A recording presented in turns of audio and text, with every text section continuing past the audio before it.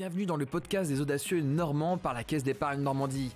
Notre objectif est simple, vous inspirer, vous donner envie d'entreprendre, bref, d'être audacieux.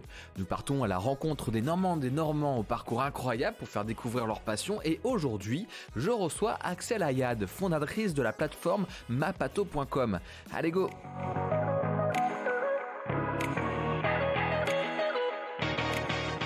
Bonjour Axel. Bonjour Ambroise. Qu'est-ce qui t'a motivé à te lancer dans un projet autour de la santé ? Écoute, c'est un peu particulier. Moi, j'ai pas décidé après le bac de faire médecine. La maladie et la santé m'est tombée dessus quand j'avais 23 ans, où j'ai été diagnostiquée d'une première pathologie. Et puis, voilà, j'ai continué néanmoins mon activité professionnelle sans regarder cette partie santé. Et puis, quand mon état de santé s'est dégradé, je me suis dit quand même que il y avait des choses à faire. Et moi, je sentais qu'il y avait énormément de difficultés quand on était malade, alors que j'étais très jeune. Et je me suis dit que j'avais pas encore envie de vivre 50, 60 ans avec toutes ces difficultés. Donc, il fallait que j'innove.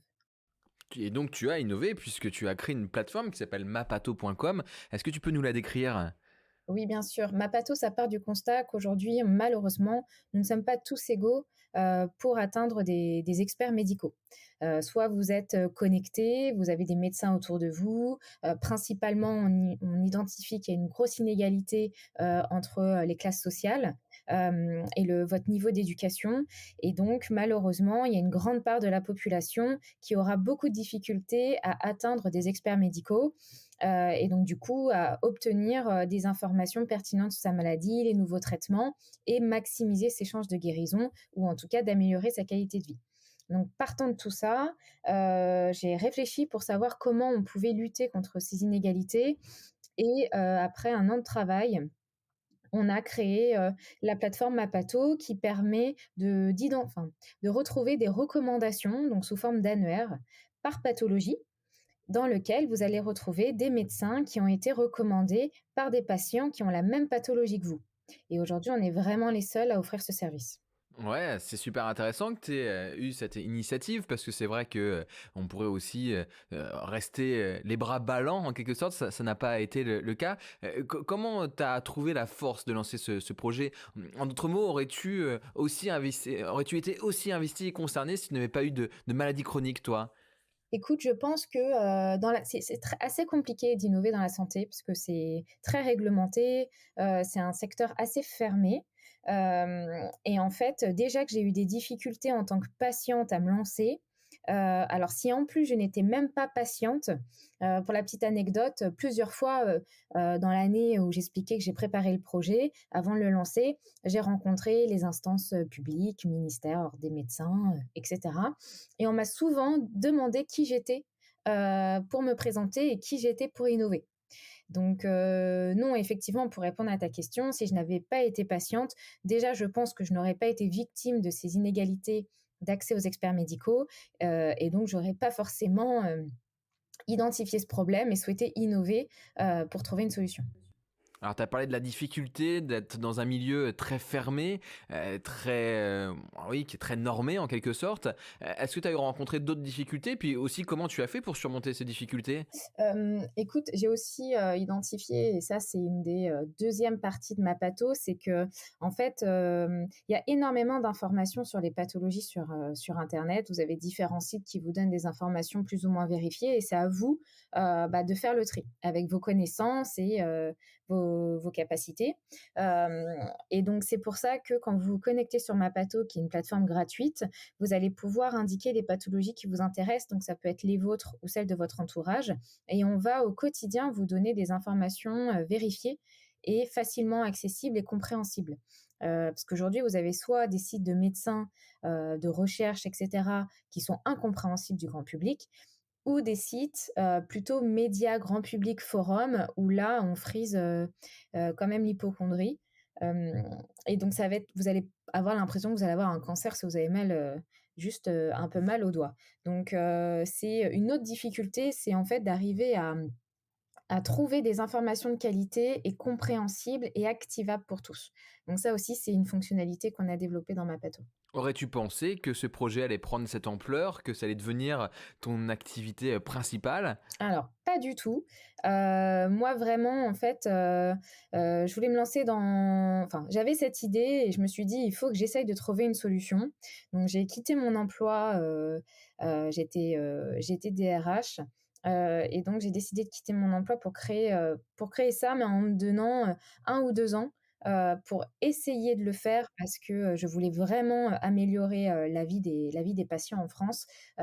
Mais sans jamais me dire que, ça allait fonctionner et encore moins qu'on allait trouver un modèle économique, que j'allais réussir à recruter, hem, des personnes. Parce qu'aujourd'hui, ça paraît un petit peu, facile d'avoir des informations sur des médecins parce que typiquement, on a les Google Avis, mais à l'époque, c'était très, très fermé et du coup, de pouvoir créer cette solution et d'avoir l'aval de tout le monde pour le faire, c'était vraiment, vraiment compliqué.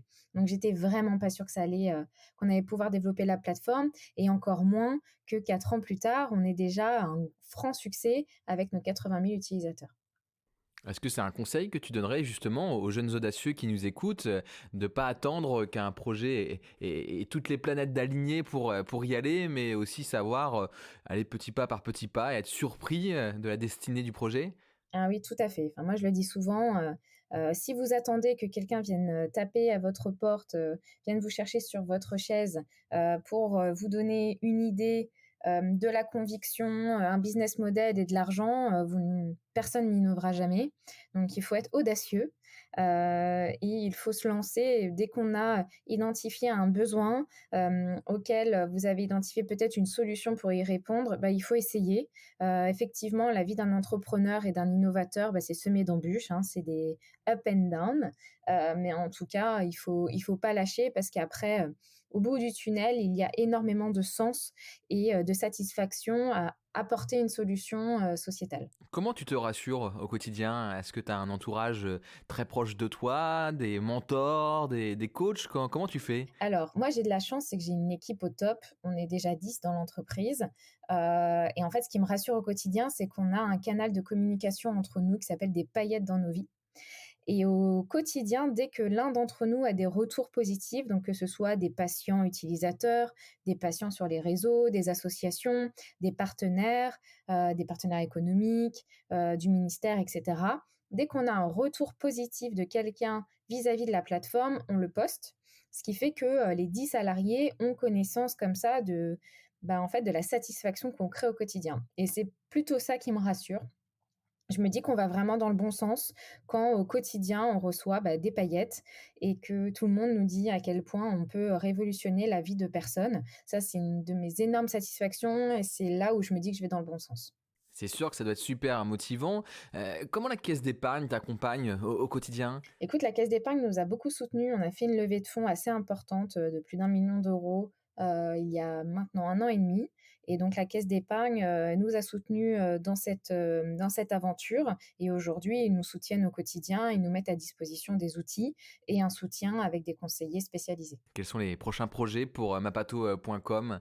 Écoute, on a une nouvelle plateforme qui s'appelle Mapato Pro pour les professionnels de santé et puis on est en train de préparer l'internationalisation, pardon. Donc on voudrait se développer, dans les pays francophones dans lesquels on a reçu des demandes, explicites de patients qui souhaitent absolument qu'on crée, un Mapato là-bas, donc la Belgique, la Suisse, le Québec et le Maghreb. Pas de quoi s'ennuyer si je comprends bien. L'international, c'est beaucoup de boulot. On te souhaite beaucoup de courage. On voit que tu l'as, cette audace d'aller droit devant. En tout cas, on est très fiers à la Caisse d'épargne Normandie d'avoir une cliente comme toi, Axel, de pouvoir t'accompagner dans le développement de ton entreprise. On va continuer à suivre ton parcours et puis on va aussi continuer à parler de toi, ne serait-ce que sur le site audacieuxnormand.fr. Merci encore, Axel, et puis on se dit à très vite. Merci Ambroise, merci à tous.